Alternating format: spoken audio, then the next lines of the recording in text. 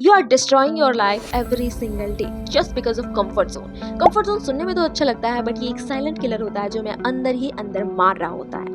मैं आपको main 3 reasons बताने वाली हूँ जिसकी वजह से आप कंफर्ट जोन से बाहर नहीं निकल पाते हो, और मेन 3 सोल्यूशन भी बताने वाली हूँ जिसकी वजह से आप कंफर्ट जोन से बाहर निकल पाओगे एंड अपनी लाइफ को पूरी तरह से ट्रांसफॉर्म कर पाओगे। तो वीडियो को स्किप मत करना, बिकॉज ये तुम्हारे लिए लाइफ ट्रांसफॉर्मिंग वीडियो भी हो सकती है। हर इंसान अपनी लाइफ में कुछ ना कुछ बड़ा करना चाहता है, लेकिन जब एक्शन की बात आती है तो वो वहीं पे रुक जाता है और कल पर बातों को टाल देता है। लाइक जिम जाना है तो कल से जाएंगे, पढ़ाई करनी है तो कल से करेंगे, नई स्किल सीखनी है तो कल से सीखेंगे। बट ये कल कभी वापस आता है क्या? 3 मेन साइकोलॉजिकल रीजंस जिसकी वजह से हम कंफर्ट जोन से बाहर नहीं निकल पाते हैं। पहला, फेयर ऑफ फेलियर। लोगों को इस बात से ज़्यादा डर नहीं होता है कि वो फेल हो जाएंगे, लोगों को इस बात से ज़्यादा डर होता है कि अगर वो फेल हो गए तो लोग क्या सोचेंगे, लोग क्या कहेंगे। सच बताना कि तुमने कितनी बार इसलिए ट्राई नहीं किया क्योंकि लोग क्या सोचेंगे। दूसरा रीज़न, ब्रेन का ट्रैप। हमारा ब्रेन हमें सेफ रखना चाहता है, कुछ नए काम नहीं करना चाहता है, एफर्ट्स नहीं लगाना चाहता है।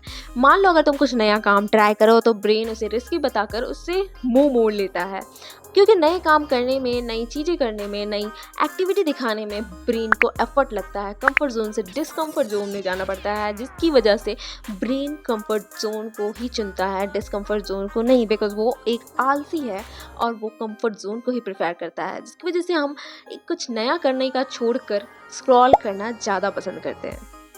तीसरी और सबसे main reason, instant comfort addiction. आज की जनरेशन की सबसे बड़ी प्रॉब्लम है इंस्टेंट डोपामिन।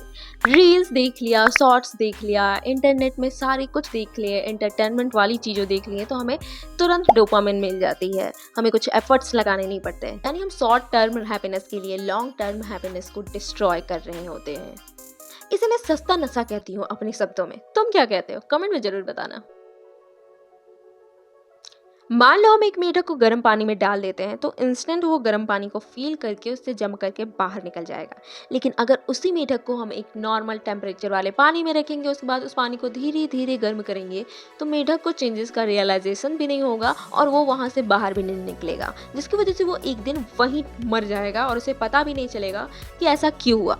इसी तरह से बिल्कुल हमारे साथ हो रहा है। धीरे धीरे हम खुद को डिस्ट्रॉय कर रहे हैं और हमें पता भी नहीं चल रहा है कि हम खुद को डिस्ट्रॉय कर रहे हैं, और इसका वन एंड ओनली रीजन है कंफर्ट जोन। कंफर्ट जोन इसलिए ज्यादा बुरा है क्योंकि वो ना ही हमें फेल होने देता है और ना ही ग्रो होने देता है।